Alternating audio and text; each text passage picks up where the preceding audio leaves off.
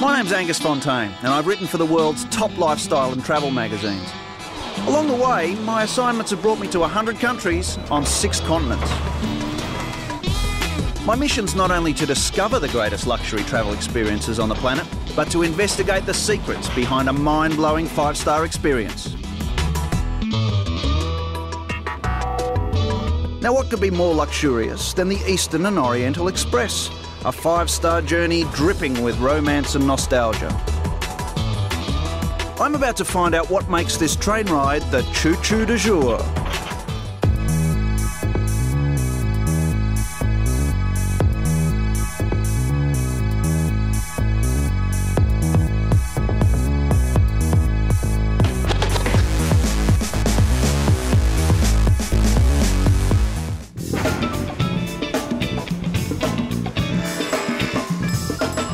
I'm picking up the train in bustling Bangkok. Best way to get around? Hop on a tuk-tuk and hang on. See, the high-rolling experience I'm about to embark on needs a little more preparation. Thank you, brother. All right, I've discovered a spanner in the works. The Orient Express has a dress code.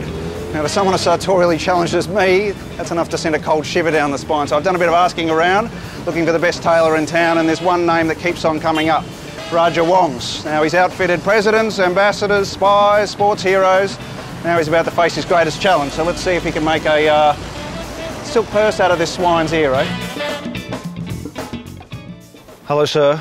I'm Angus Fontaine. Angus and Jesse. Hi, Jesse. Welcome to Bangkok. Thank you very much. I understand you're the only bloke who can help me, though.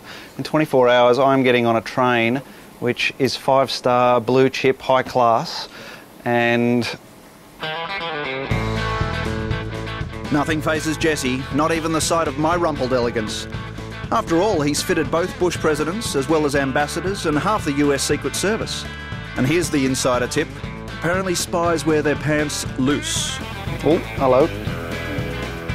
We're going to make you look really spiffy. Okay. Is that the right word? Spiffy is a good word. I like that. Might use it in the script. Thank you. Thank you, Jesse. I'll see you later on this evening. Yeah, until tonight. Yes, sir. See ya. Thank you. Down at Bangkok Central, the E&O is a hive of polishing and buffing. It needs to be spotless, as guests can pay up to $6,500 for this 3-night journey through Thailand, Malaysia and Singapore.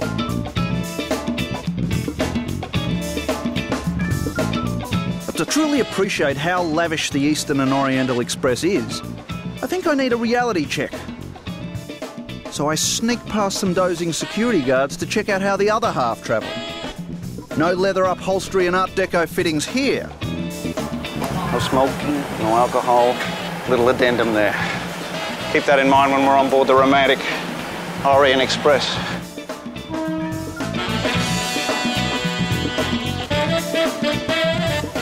In our jet-propelled, freeze-dried age, it's not easy for a 5-star chef to find ingredients that'll make taste buds stand up and take notice.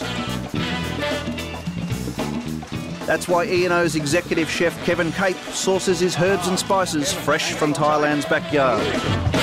So here we are, market day, D-Day. This is the day before we jump on board the train, and the sights, sounds, smells, they're amazing here. Sights of Asia. All right, now what do we got here for starters? Yeah, Angus, this is a dried flower called Roselle. Should we buy some? I'll make a cool drink on the train. Yeah, sure. What do you just soak it in water or? You boil it, a little bit of sugar, a little bit of lemon. Okay. What is it? Dried flowers? It's dried flower, Roselle. Okay. This one is called Pak Chi Lao, or in English we call dill. Okay. Normally they use this one with fish. Oh, that's beautiful. Okay. God, that's fresh, isn't it? I love markets. You don't have to pay for a thing. You can just graze all day. So. Now, I'm familiar with these. Not a traditional garnish on board a 5-star luxury train trip. Okay. Now, what do I do with this? I just suck into it? Yeah. They're very salty. Smell.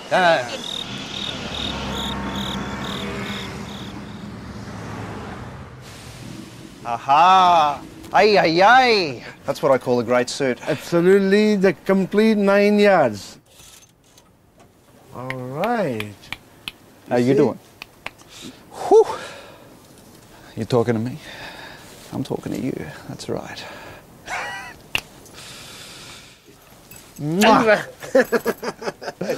I'm out of here. Look out, world.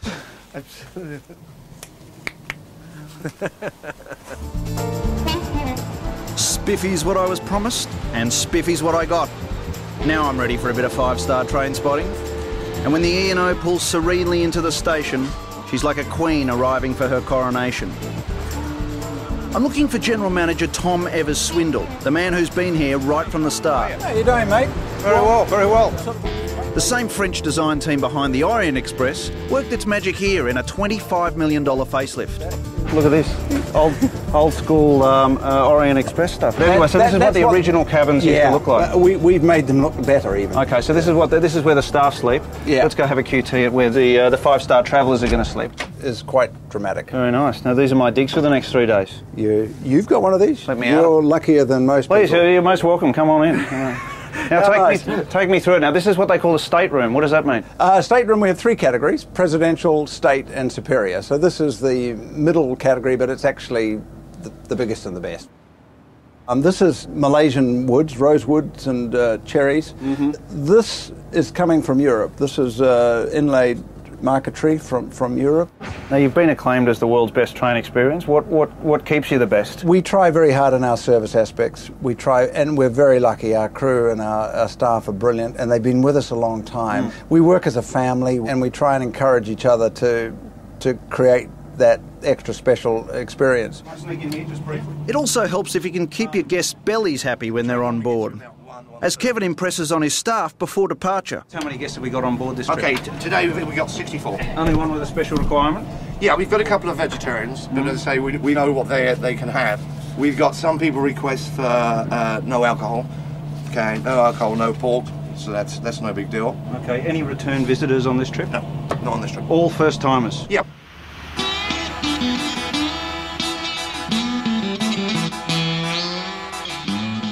And here come the guests.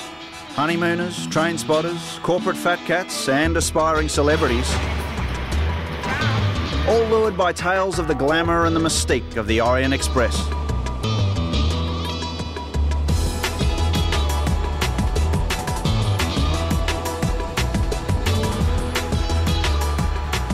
They say this is a journey of a lifetime. Now, I don't want to get philosophical here, but what exactly does lifetime mean? For that and many other questions, I was about to ask a mysterious woman on board who held all the answers. That was freaky.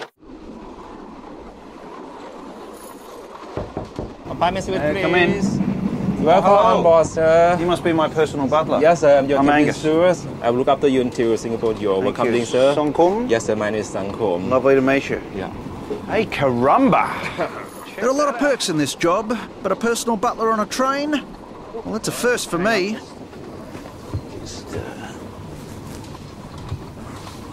Yeah, that'll do nicely. All right, Song Kum, I reckon I can take it from here, thank We you. hope you enjoy the journey, sir. I'm sure I will. 3 days. You reckon you can handle me for that long? See you later. Okay. Thank you very much. Bye now. You're welcome, sir.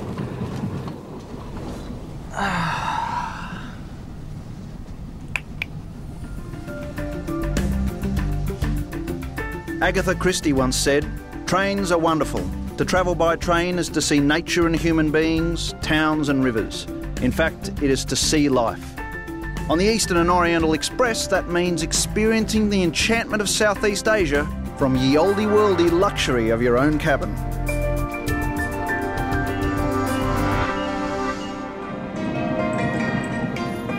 The sights and sounds of Southeast Asia are everywhere. This train ride even comes with a palm reader. You might think it's hocus pocus, your cliched mystique of the Orient. But Payalak Kanakwat Nalat, or Pech to me, has a degree in psychology from the Astrologer Association of Thailand. Oh, this is a long lifeline. A long lifeline. Maybe We're off to a flying start. 90 years. 90 years, you reckon? Yeah, your emotion is sometimes too sensitive. You know, you're too nice to people. And this is a marriage line. Long line means for good-looking wife. Good-looking wife. Yes. Hear that, Karen?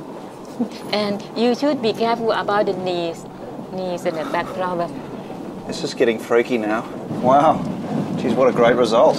I love you. Thank you very much, Pech. Welcome. That was freaky. That was freaky. She knew about my knees, she knew about my son, she knew about my wife. Too sensitive, you know, all my bosses, all my girlfriends, everyone's always saying I'm too sensitive, I'm too nice, I'm too trusting of people. That was really, really weird. I'm a little bit spaced out, actually, you know. I need a stiff drink. I'm going to leave you guys to do it.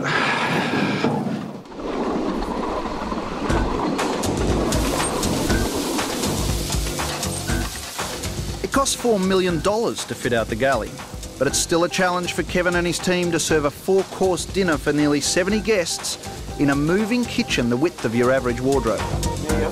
So basically what we're working on is an idea for a soup for the new menu. Very simple. I'll show you. All right, yeah. Let me just get in anyway. Battle positions. Basically, what I've got here is a nice consomme. All right. Okay. Okay, and here I've got some tapioca, which is being cooked in a consomme, but it's still a touch undercooked. All right. So has this recipe got an origin, or? Yeah, it's very Thai. Oh, okay. It's a classic style as a consomme, but it's very much with a Thai influence. So you're the first person to try a new idea for the next menu. I mean, a tapioca gives a different texture. And you've got the sweetness of the crab, a little bit of chilli to give it a kick. Hey, that's fantastic. You know what I think it needs? Chips on the side. Chips on the side, a little bowl of ketchup. Can you run with that, and I'll get back to you sort of later in the year? Yeah, sure. All right. After the hospital. Yeah, it looks like you picked up a few skills here, Kevin. So best of luck with it. Cheers, Thank you buddy. again for letting me in. He's going to throw a knife at me.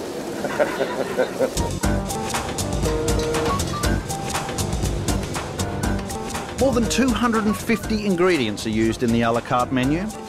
It's a testament to Kevin's dedication that in 13 years, his kitchen has never had a single meal sent back.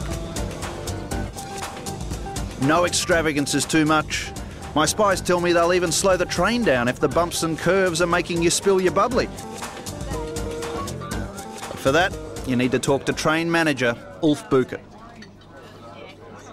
What's the train manager doing behind the scenes? Well, I'll have to look that everything runs in such a way that the passengers actually think it's a perfect environment here. So we're looking at that the service is all done on time, that all the things are here, that whatever the passenger would like to have, we provide actually. Part of what we're talking about here is a fantasy. You're selling a fantasy to people, aren't you? Yeah, absolutely.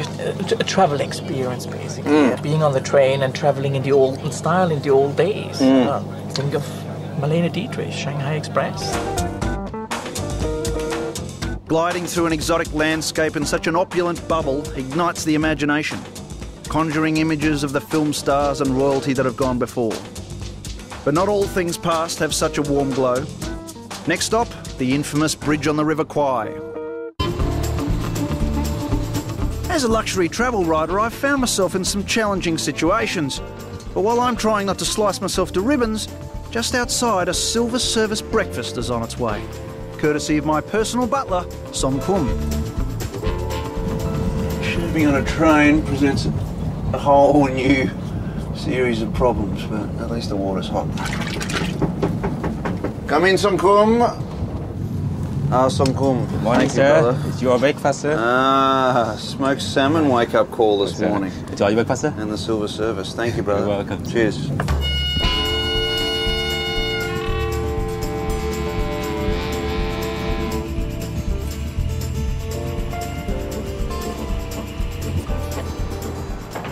Approaching the River Kwai, you get a glimmer of what it was like for the men who built this railroad in 1943.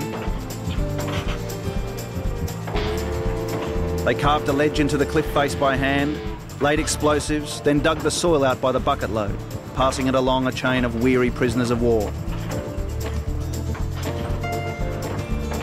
And here it is, the bridge on the River Kwai, part of the Death Railway. Over 400 kilometres of track were built by hand in less than a year by 300,000 men, many of whom never made it home.